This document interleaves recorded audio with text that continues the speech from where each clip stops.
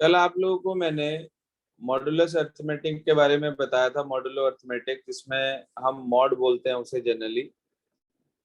आज हम पढ़ेंगे कॉन्ग्रुएंस मॉडुलो के बारे में। हेडिंग डालने कॉपी में कॉन्ग्रुएंस मॉडुलो।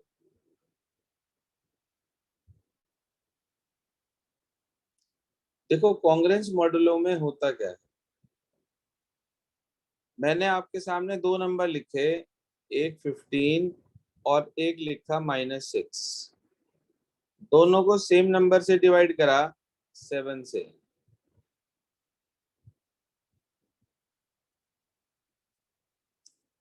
तो 7 2 जा 14, बच गया हमारे पास 1 रिमाइंडर। साथ साथ नोट करते चलेंगे। इसे भी 7 से डिवाइड करा तो 7 इंटू -1 -7 आ गया। साइन चेंज कर दिया आपने इसका तो ये +7 हो जाएगा, और सब्ट्रैक्ट किया तो ये भी 1 आ जाएगा। यहाँ भी 1 मिला आपको, यहाँ भी 1 मिला। तो इसका मतलब ये हुआ कि आपको दोनों केस में सेम रिमाइंडर मिला जब हमने 15 को और -6 को दोनों को डिवाइड करा किससे, 7 से। तो हम ये कह सकते हैं कि इन दोनों को डिवाइड करने पर 7 से सेम रिमाइंडर मिलता है। तो उसको हम रिप्रेजेंट कैसे कर सकते हैं, क्या तरीका है हमारे पास, वो समझ लें ध्यान से। उसको हम लिख सकते हैं इस तरीके से कि 15 और जो -6 हैं वो दोनों कॉन्ग्रेंट हैं, सेम वैल्यू दे रहे हैं। किस पर, जब उसे डिवाइड किससे करा जाए, 7 से, यानी कि मॉडुलो 7। तो ये जो है आपके पास लिखा हुआ है, इसका ये मतलब है कि 15 and -6 both will give same remainder when divided by किससे, 7 से।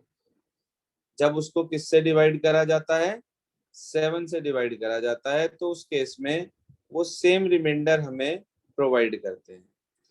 देखो इसका ये भी मतलब है कि अगर आप 15 और -6 का डिफरेंस निकालते हो तो वो 7 का कोई ना कोई जो है मल्टीपल बैठेगा। क्या मतलब है, आप जरा डिफरेंस निकालो 15 का और -6 का, कितना आएगा बेटे। 21। शाबाश, 21। आप देखो क्या ये 21 इस 7 का मल्टीपल है। हाँ जी सर। तो ये जो कंसेप्ट है इसे आप अपने पास नोट करेंगे। अब लिखवा रहा हूं मैं आपको कि क्या होता है इस केस में। इसे नोट कर लें अपने पास कि A congruent B, A congruent B modulo N. इसका मतलब क्या है कि it implies A minus B जो हमारे पास है is an integral multiple of N. लिख लें, इट इज एन इंटीग्रल, यानी कि इंटीजर की फॉर्म में। It is an integral multiple of N. यानी कि जब आप a माइनस बी को, जी हाँ, जब आप a माइनस बी को डिवाइड करेंगे n से तो रिमाइंडर कितना आएगा भाई, क्योंकि a माइनस बी n का मल्टीपल है। तो इसका मतलब जब आप a माइनस बी को n से डिवाइड करेंगे तो उस केस में रिमाइंडर कितना आएगा।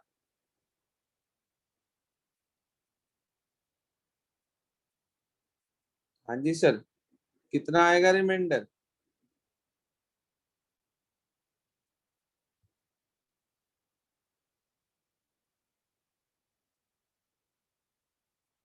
अरे भाई, किसी भी नंबर को उसके मल्टीपल से, उसके फैक्टर से डिवाइड करते हैं तो रिमाइंडर कितना आता है, तो छोटी क्लास 0। में बताई जाती है। बिल्कुल ठीक बात, 0। तो नेक्स्ट लाइन में आप लिख लेंगे इसके अंदर कि आई ई करके, that is when a minus B is divided by n the remainder is 0। लिख लें अपने पास आई ई करके, that is when a minus b is divided by n, जी हाँ, when a minus b is divided by n,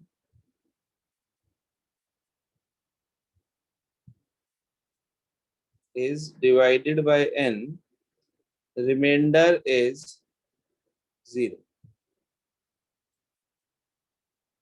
Congress modulo का मतलब clear हो गया। कांग्रेस मॉडलो कहते किसको हैं?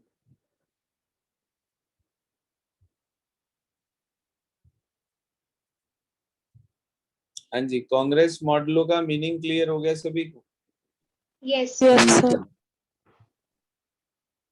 अब इसे समझने के लिए एक एग्जाम्पल दे रखा है आपकी बुक में, मैं समझा देता हूँ क्या है वो एग्जाम्पल। उसने बोला कि अगर इस समय 8 बज रहे हैं सुबह के, यानी कि अगर इस समय 8 AM हो रहा है,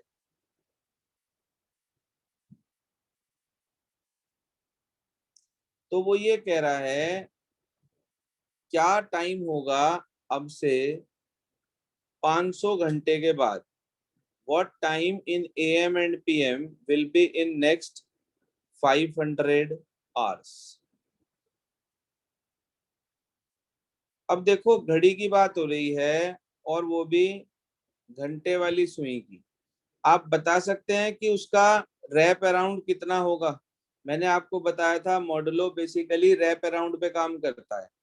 तो घंटे वाली सुई पूरा एक दिन का AM PM का चक्कर कितनी देर में लगा देती है? पूरा अपने आप को टाइम रिपीट कब करता है वापिस? मान लो अब 8 बज रहे हैं सुबह के, जिस समय आपका बैच होता है, और अब अगले 8 सुबह के कब बजेंगे दोबारा से? 12 आवर्स बाद। 24 आवर्स बाद। 24 आवर्स बाद। 24 आवर्स बाद। सुबह के ही पूछा, रात के नहीं पूछा। तो इसका मतलब ये हुआ कि हम 20 इसको 500 को 24 से डिवाइड कर दें यदि, तो वो टाइम तो अलग का अलग निकल जाएगा, बस एक्स्ट्रा जो बचेंगे हमारे पास वो हमें मिल जाएंगे। तो कहने का मतलब ये हुआ कि अगर हमें पता है कि टाइम अपने आप को रिपीट करता है, आप लिख देंगे टाइम रिपीट्स इटसेल्फ आफ्टर कितनी देर बाद?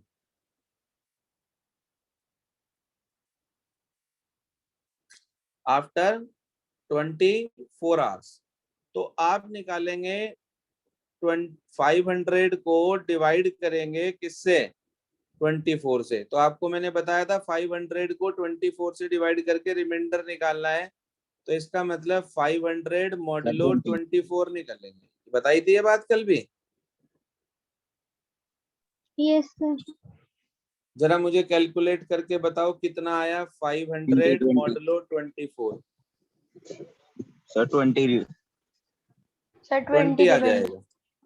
20 रिमाइंडर आ जाएगा, क्योंकि 24 टेंजा हमारे पास 240 होता है, 20 जा 480 हो जाएगा। तो इसका मतलब 20 बच जाएगा हमारे पास। यहाँ तक की बात ओके हो गई?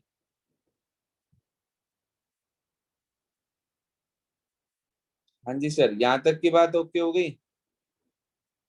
Yes sir. तो यहाँ से हमें एक पॉइंट क्लियर हो गया कि 500 आवर जो है वो इक्विवेलेंट है 20 आवर्स के, क्योंकि वो उसका रैप अराउंड हमारे पास है। अगर आप 500 और 20 का डिफरेंस निकालेंगे तो वो हर हालत में 24 से डिवाइड हो जाएगा। अभी अभी आपको एक बात बताई थी कांग्रेस मॉडुलो की मैंने। तो अगर आप 500 में से 20 माइनस करोगे तो कितना आएगा? 480। 480। क्या 480 24 से डिविजिबल है? Yes sir. Yes sir. बिल्कुल है। तो इसका मतलब 500 जो है वो कॉन्ग्रुएंट है 20 के, जब हम इसको डिवाइड करते हैं किससे? 24 से। दोनों का एक ही मतलब है, ये दोनों कॉन्ग्रुएंट हो गए। आप 500 माइनस 20 करोगे then it is divisible by 24। ये वाला स्टेप समझ में आ गया क्या? नो सर, आया नहीं। आया नहीं भाई। आप ये देखो, ये समझो, जैसे सपोज करिए मैं आपसे कह रहा हूं कि अब 8 बज रहे, 1 मिनट के लिए एग्जांपल समझो, अब 8 बज रहे, मैं आपसे पूछूं कि भाई 30 घंटे बाद कितना टाइम होगा? 30 घंटे बाद, तो आप 30 घंटे पे क्यों निकाल लोगे? आप इसमें से 24 खत्म कर दोगे। क्यों कर दोगे 24 खत्म? क्योंकि 24 घंटे बाद वापस से 8 बज जाएंगे सुबह के।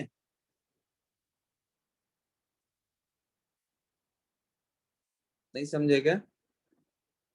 Yes sir. तो कितना बचेगा जब आप 30 में से 24 हटा दोगे? 6। 6। तो आप इस 8 में वो 6 घंटे ही तो सिर्फ ऐड करोगे और बता दोगे जो भी टाइम होगा कि 30 घंटे बाद उतना समय होगा। ऐसे ही मैंने 500 को 24 से डिवाइड करके उसका रिमाइंडर फाइंड आउट कर लिया, यानी कि उसमें से उतना पार्ट माइनस कर दिया। तो अगर आप 30 को 24 से डिवाइड करते हो तब भी तो रिमाइंडर 6 ही आएगा।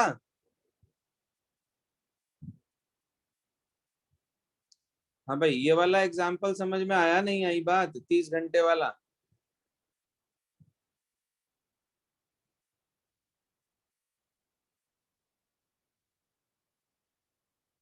हाँ या ना करें प्लीज, समझ आया या नहीं आया? अभी आप इस क्वेश्चन को सर मत थोड़ा देखो, जो थोड़ा है। ऊपर, दोबारा समझो भाई। आपसे ये कहा जा रहा है कि अब जो है सुबह के समझ लो 10 बज रहे, 10 AM। मैं आपसे पूछूं 4 घंटे बाद क्या टाइम होगा?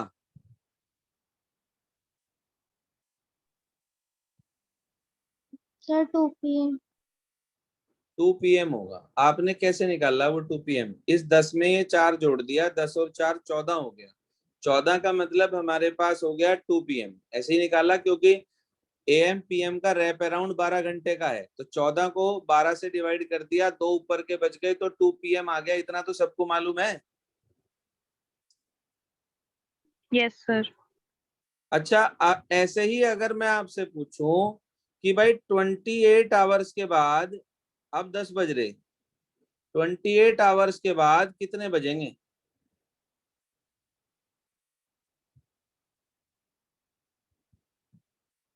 Sir 2 PM। 2 PM ही बजेंगे। ठीक है, मैं आपसे पूछूं कि 52 आवर्स के बाद कितने बजेंगे? 2 PM। 2 PM। तब भी 2 PM बजेंगे। यानी कि ये जो 4 है, ये जो 28 है, ये जो 52 है, ये सब इक्विवेलेंट ही तो हो गए एक तरीके से, क्योंकि इन सब के बाद सेम टाइम ही तो आ रहा।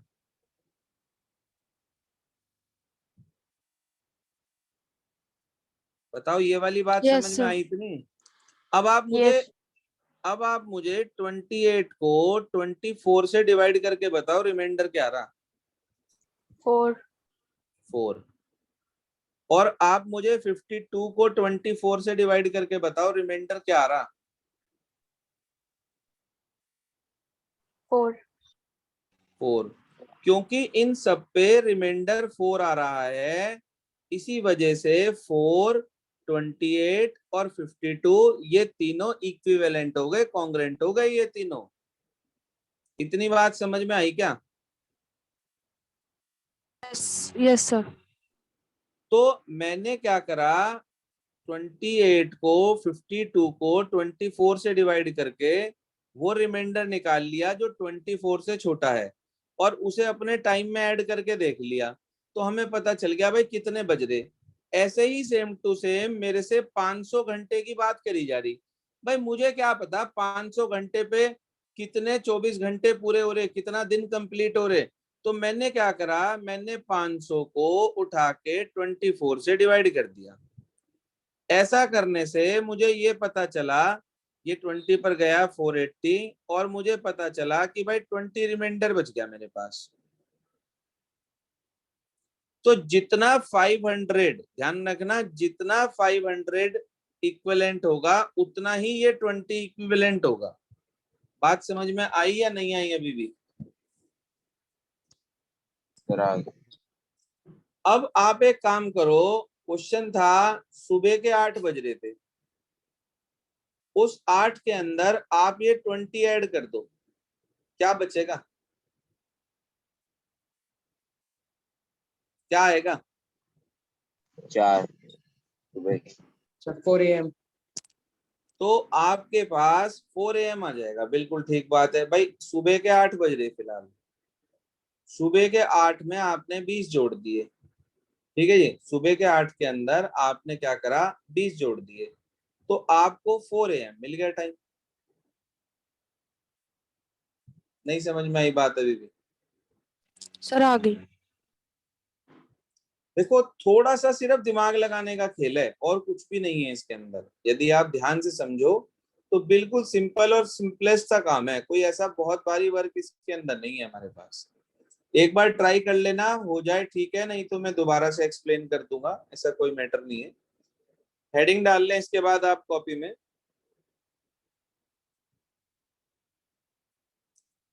नेक्स्ट हेडिंग डाल लीजिए कॉपी में आप, properties of addition in modulo arithmetic. जी हाँ सर, प्रॉपर्टीज ऑफ एडिशन।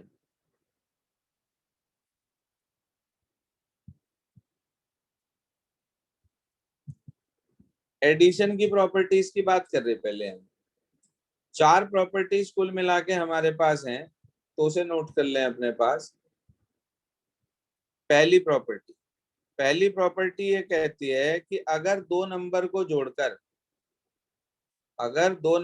जोड़कर उन तीसरे नंबर के इक्वल आ रहा है, मतलब a प्लस बी मान लीजिए c के इक्वल है, तो प्रॉपर्टी ये कह रही है कि अगर आप a को भी किसी नंबर n से डिवाइड कर दो, b को भी किसी नंबर n से डिवाइड कर दो, तो c को भी उसी नंबर n से डिवाइड करने पर वो उसके कॉन्ग्रेंट होगा। क्या मतलब है कहने का, समझिए ध्यान से। इसका ये मतलब है कि a mod n plus b mod n ये कॉन्ग्रेंट होगा c मॉड n के। यानी कि सीधे सीधे मतलब में ये हुआ हमारे पास कि अगर हमने a और b दोनों को जोड़कर n से डिवाइड कर दिया, तो उसका मतलब एडिशन डायरेक्ट ले लो या अलग अलग ले लो, बात एक ही है। ये जो लिखा है आपके पास लेफ्ट हैंड साइड, इसे आप ऐसे भी लिख सकते हैं, नेक्स्ट लाइन में लिख लेंगे आप कि a plus B modulo n, इसे क्या लिख सकते हैं, a plus B mod n। अभी क्वेश्चन में जब यूज होंगी तो आपको सब क्लियर हो जाएंगे। यहां तक की बात क्लियर हो गई?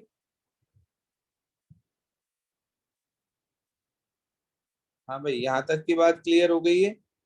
Yes sir. दूसरी प्रॉपर्टी लिख लें अपने पास, सेकंड प्रॉपर्टी क्या कहती है?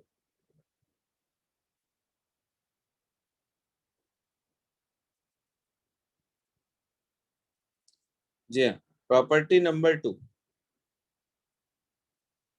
प्रॉपर्टी नंबर 2 हमें ये कहती है कि अगर a congruent to b modulo n है, इसका ये मतलब है कि अगर मैं a और b का डिफरेंस निकालता हूं तो वो n से डिवाइड होगा, ये मतलब होता है इसका, इस वाले स्टेटमेंट का। तो प्रॉपर्टी क्या कहती है, देन इट इम्प्लाइज कि अगर आप इनके अंदर कोई कांस्टेंट भी जोड़ दोगे, a प्लस के कॉन्ग्रेंट b प्लस के, तो भी वो मॉड n होगा। यानी कि आप इन दोनों का अच्छा डिफरेंस निकाल के देखो, तो k से k अपने आप कट जाएगा, तो यानी कि जो a और b का डिफरेंस आ रहा a माइनस बी, वही इन दोनों का डिफरेंस है। चेक करके देखो एक बार, अगर आप a प्लस के में से b प्लस के माइनस कर देते हो तो आपको मिलेगा क्या, सिर्फ a माइनस बी ही तो मिलेगा। यस। और आगे लिख देना जहां पर k कोई इंटीजर है, where k belongs to any integer.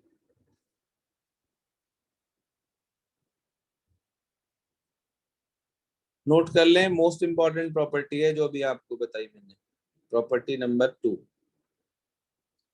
इसके बाद हम आ जाते हैं अगली प्रॉपर्टी पर, नेक्स्ट प्रॉपर्टी, प्रॉपर्टी नंबर 3। जी हाँ, क्या कहती है थर्ड प्रॉपर्टी, वो समझिए ध्यान से। थर्ड प्रॉपर्टी में आपसे ये कहा गया कि अगर ए कॉन्ग्रेंट है बी मॉड एन के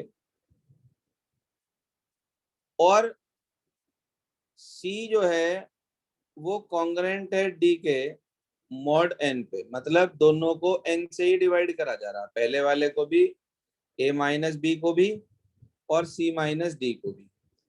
तो प्रॉपर्टी ये कह रही है कि जो ए और सी को जोड़कर, ए और सी लेफ्ट वाला लेफ्ट में, A plus C equals to B plus D mod N, ये आपको क्लियर हो जाएगी प्रॉपर्टी क्वेश्चन के अंदर। ये हमारे पास आई थर्ड प्रॉपर्टी। और फोर्थ और लास्ट प्रॉपर्टी एडिशन की कि अगर A congruent B modulo N है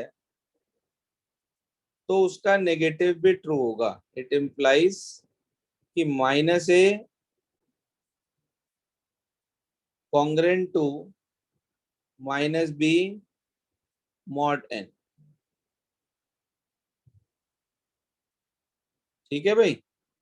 सर रिपीट कर दो ये वाली एक बार। कुछ नहीं यार, अगर मान लीजिए आप ए ओ और बी को डिवाइड करते हैं एन से तो वो सेम रिमाइंडर देता है। ऐसे ही वो ये कह रहा है अगर आप माइनस ए को और माइनस बी को भी एन से डिवाइड करोगे तो भी वो सेम रिमाइंडर देंगे। क्लियर हो गई बात? Yes sir. अब इसके बाद हमारे पास कुछ प्रॉपर्टीज हैं जो कि बेस्ड हैं किसके ऊपर? मल्टीप्लिकेशन के ऊपर। तो मल्टीप्लिकेशन वाली प्रॉपर्टीज तो मैं आपको बताऊंगा कल, आज नहीं बता रहा हूँ क्योंकि नहीं तो फिर टाइम मीटिंग भी एंड होने वाली है आपकी। एक नोट करें अपने पास, आज आपको एग्जाम्पल 3 और एग्जाम्पल 4 ट्राई करना है। Please note down, example 3 and example number 4 करना है आज आपको। और एक्सरसाइज से मैं आपको दे रहा हूँ क्वेश्चन नंबर 2 दोबारा से करेंगे और 4th और 5th करेंगे। 5th नहीं, सॉरी 4th करेंगे। 2nd 4th और एग्जाम्पल 3 4 ग्रुप पे भी डाल दें प्लीज। होमवर्क क्लियर हो गया सभी को? Yes sir. 2 एग्जाम्पल दिए हैं आपको, कौन कौन से?